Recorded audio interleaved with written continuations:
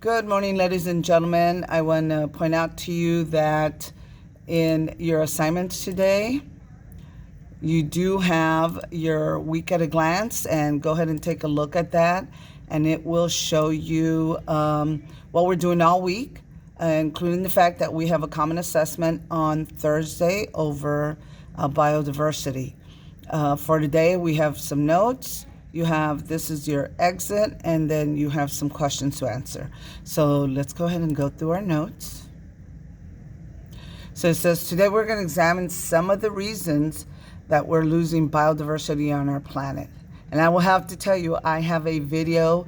It's like a tearjerker. So it's, and some people, kind of feel upset over it, but you kind of should. Because it's the unfortunate reality of what's going on our planet. Alrighty, so let's start with our notes.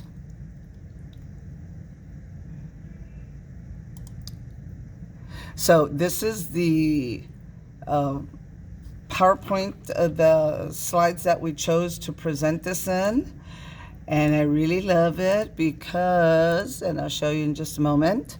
So it had these, it looks like a poster board or a cork board, but what I love is that I replaced the pictures with my own pictures. So this is my mom, my eldest brother, second eldest, my sister, my brother Carlos, and that bruiser looking kid there is me.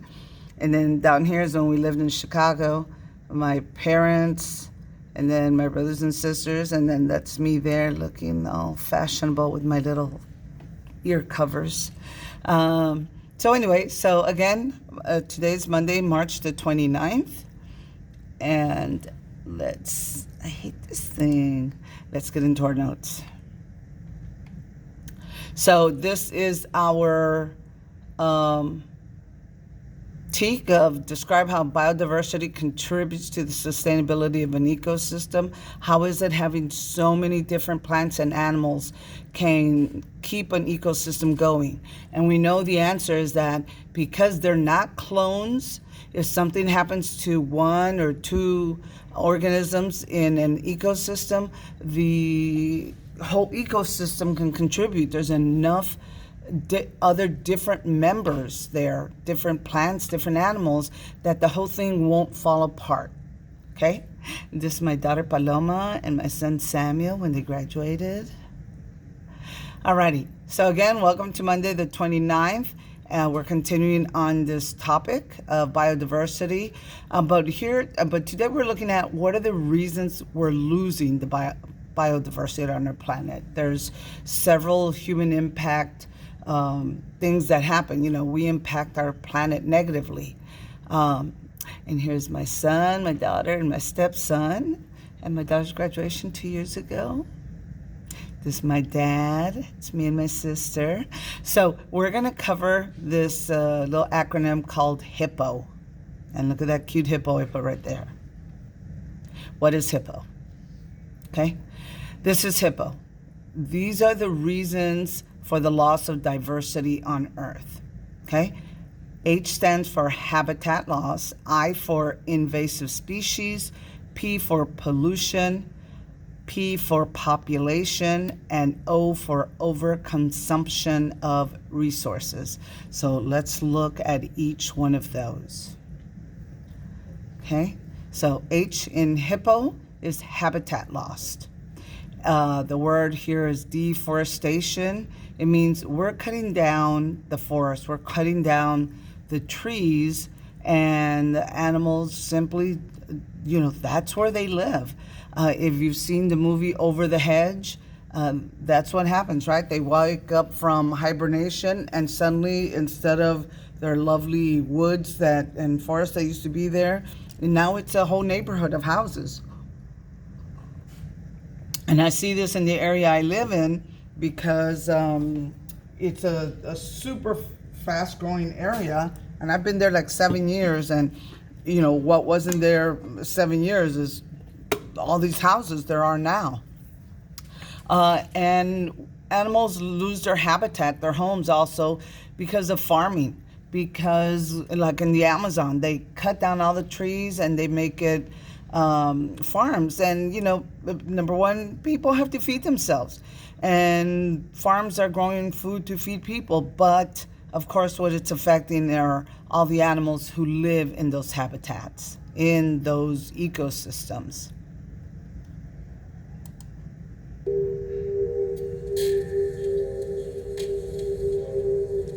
So this is 40 years of satellite pictures. Photography from an orbiting satellite can provide the information we need at a cost we can afford. Yes, this gives us a new capability. We can monitor change.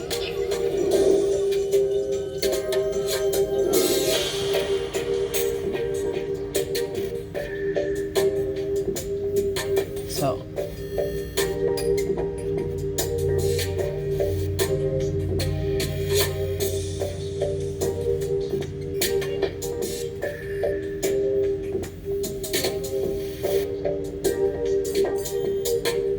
that used to be all green.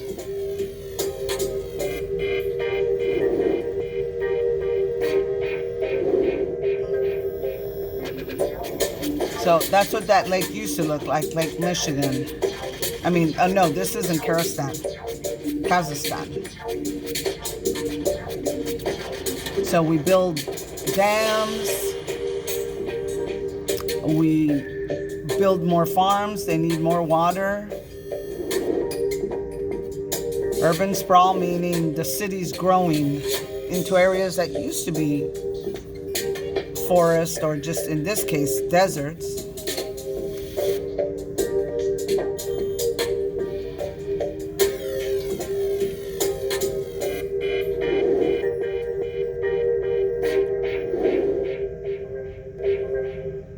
So we still burn coal for electricity in many places in the U.S. Not here in San Antonio. Well, yeah, they do burn some at the power plant that makes the electricity for you.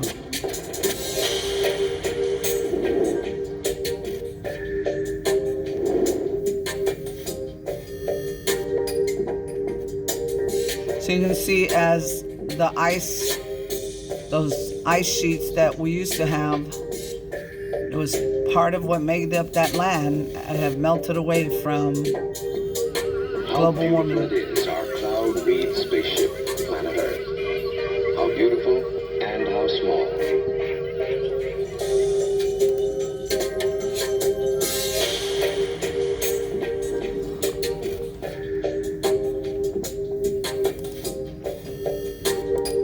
All right. So those are just the ones that are, those changes are so huge that we can see them from space. Stop. Right. The letter I is for invasive species. Invasive species. These are species, plant or animals, that get into places where they don't belong. They're invaders from other countries.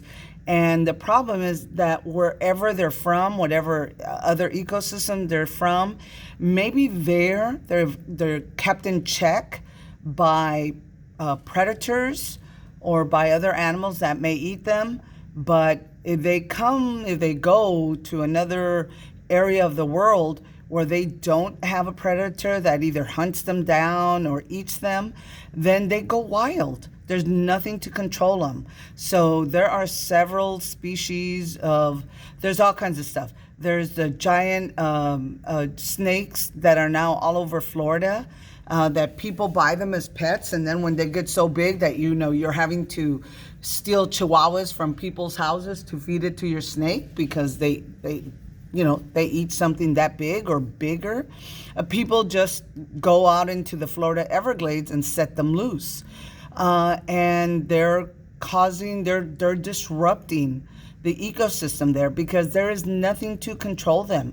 They don't have a predator big enough that can kill it. I've even seen where these snakes will eat the crocodiles there.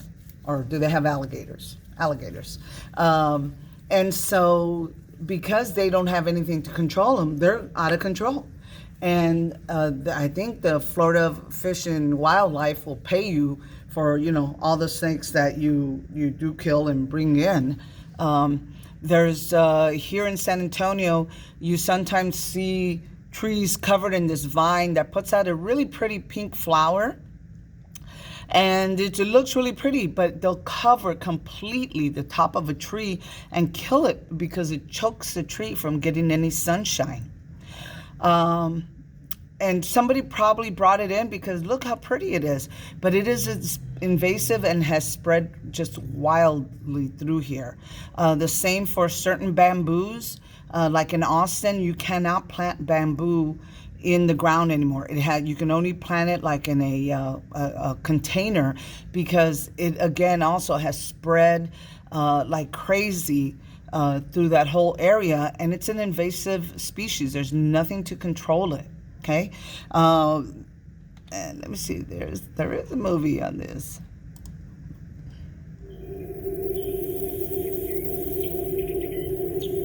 Rapidly growing, consuming, adapting, they conquer, jeopardizing local economies, threatening human health, and devastating entire ecosystems. As whole rows of cherished landmarks are condemned, brought home to town-dwelling citizens are the rigid precautions being taken by the Department of Agriculture to save this tree from extinction. Invasive species are non-native organisms that cause considerable damage when introduced to a new area. These species compete with native wildlife for resources and thrive at the expense of the local ecosystem. The introduction of invasive species is often associated with human activity. Boats that travel between different bodies of water can carry hitchhikers, such as the zebra mussel. One of the most notorious invasive species in the United States, these rapidly reproducing mussels clog pipes and overtake beaches in the Great Lakes. Some invasive species, however, are introduced intentionally. In the early 20th century, cane toads were brought to Australia as a form of pest control. Today, these poisonous amphibians number in the millions and have caused a decline in native predators on the island. It's not just animals. Bacteria, fungi, and plants can also become invasive. Brought to South Africa in the 19th century, the black wattle is an invasive tree often used for timber and firewood. This beautiful tree and other thirsty invasives are depleting the country's already record-low water supply. Because of their impact on human health, ecosystems, and infrastructure, invasive species cost the global economy over $1 trillion each year. Many measures can be taken to help limit the spread of invasive species, but the most effective method is prevention. By carefully cleaning boats before transferring between different bodies of water, not releasing exotic pets into the wild, and planting gardens with native species, we can help prevent the spread of invasive organisms. Every living thing has evolved to play a specialized role within their ecosystem. In the ultimate balancing act, even one invasive species can drastically tilt the scales. If we stay mindful of our role in the spread of these organisms, we can prevent invasions before it is too late.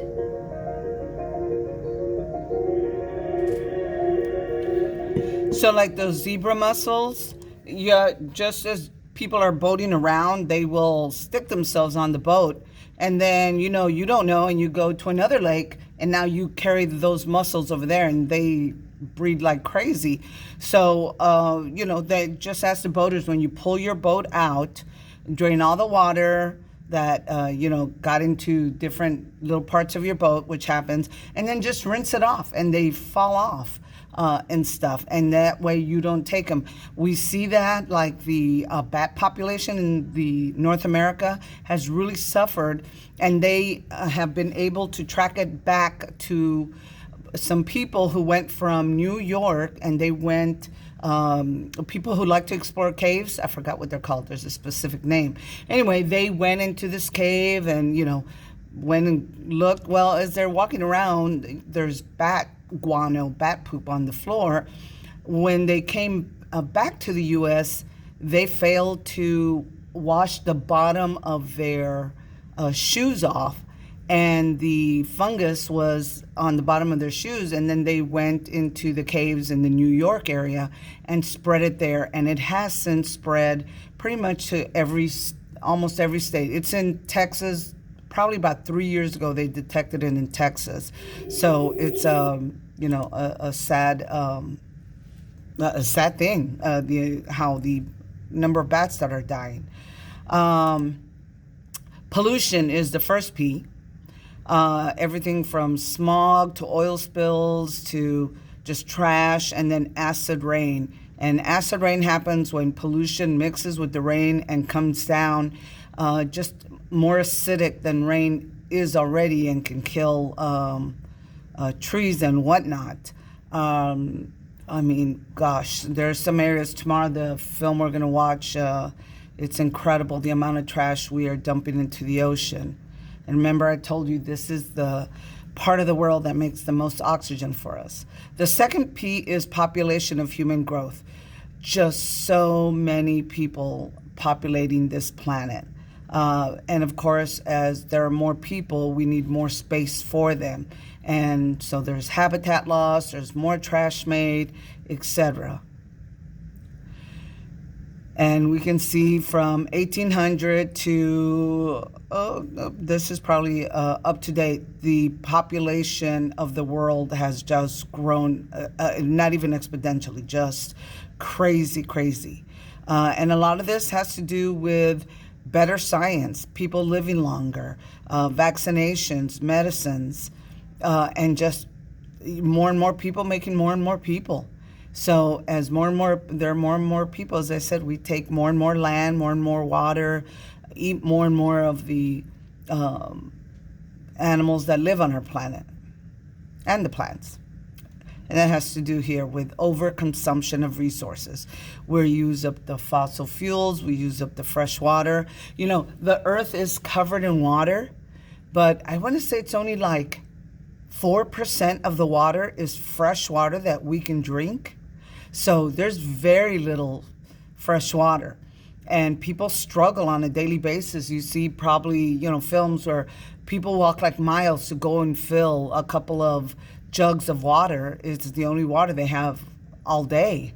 And we still continue to use it. We, decide we're going to farm the desert, and it takes a great amount of water to be able to provide water to new farms that are opening in places where there really shouldn't be farms. Okay?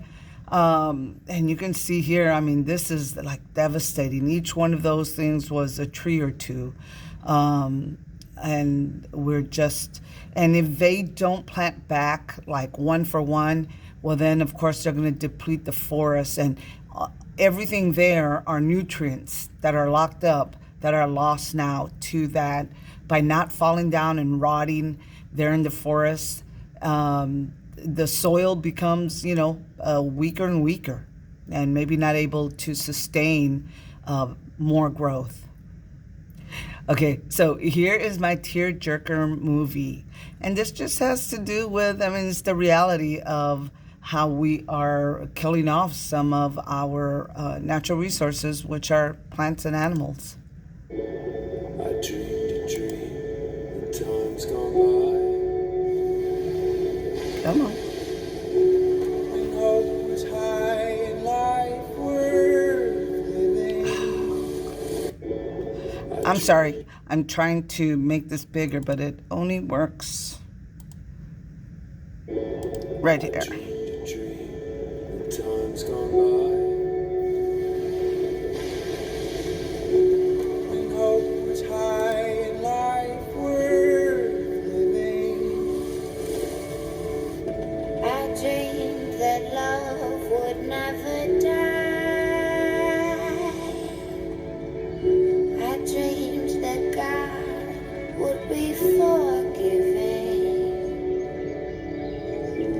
When I was young and unafraid,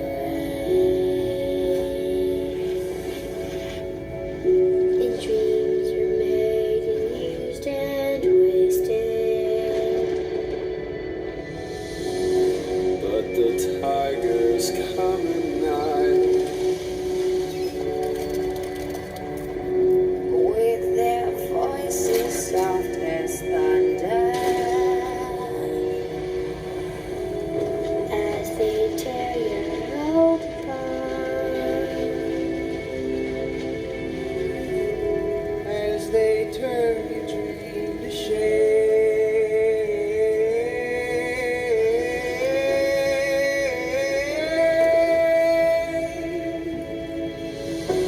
and still I dream he'll come to me, that we will live the years together. There are dreams that cannot be, and there are storms we cannot weather. I had a dream my life would be so different from this hell I'm living. So different now from what it seemed. Now life has killed the dream. So this one doesn't finish it completely, but they show a little bit of that part. So, it's the reality that, people in some cultures value rhinoceros horns as some kind of spiritual or, medicinal, and kill rhinoceroses just for the horn. They don't kill the whole rhinoceros. They just cut off their horn and stuff. But of course, the rhinoceros dies. But as I said, there is hope. I mean, that's a pretty grim, and that little video won, quite a few awards. The music is from the movie Les Miserables, but it's very fitting there. But there is hope. There's a hope that we can save, this biodiversity and stuff. Our planet is in a state of emergency. Biodiversity loss is an urgent threat to health, food supplies, and livelihoods across the globe. Both climate change and the loss of biodiversity have devastating consequences. Estamos aún a tiempo de revertir la espiral de destrucción biológica en que vivimos, adoptando medidas urgentes. The interests of our peoples and our planet have never been more strongly aligned. We want a real common movement for change. Now is the time to act. I endorse the Leaders' Pledge for Nature. I endorse the Leaders' Pledge for Nature. And commit to take urgent actions. Urgent actions. Urgent actions. So that United we can reverse biodiversity loss by 2030. By 2030. For sustainable development. I endorse the Leaders' Pledge for Nature. I endorse the Leaders' Pledge for Nature. I endorse the Leaders' Pledge. Please notice who's missing from that list. I endorse the Leaders' Pledge for Nature. For sustainable development. We have a duty to preserve the biodiversity of life on Earth, as conserving nature is not just a moral issue, but it is also a question of survival. We must turn these words into action and make the changes we need to achieve them. Let us all put our hearts together to protect and help heal this planet before it is too late. We must make post-2020 biodiversity framework a turning point. Our health and the health of our planet depend on an equitable, carbon-neutral future where we value and protect our natural spaces. It is not the judgment of history I fear the most, but that of my children and grandchildren. I call on all leaders to rally around this cause and rapidly move towards this transformative change.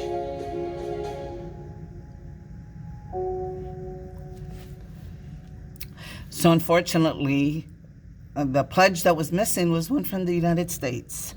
So I'm not sure under what presidency that was done, but that's just a reality. So here's your responsibilities for today. There's a graded discussion. Well, it's not a discussion question. It's actually multiple choice.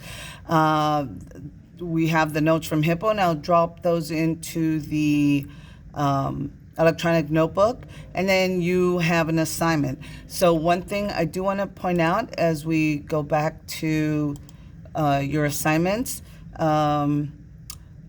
this one is just an exit question, but on this HIPPO assignment, one of the things that it wants you to do is to watch a video, and I had trouble opening it here, so I added this note that if you can't open it, yep, that's what I got. Then just right-click on it and tell it to open in a new window, because the questions, the questions are based on this video. Alrighty, that's all I have. Do the exit and then watch this video and answer the questions. And you can watch it as many times as you need. Thank you guys. Have a good day.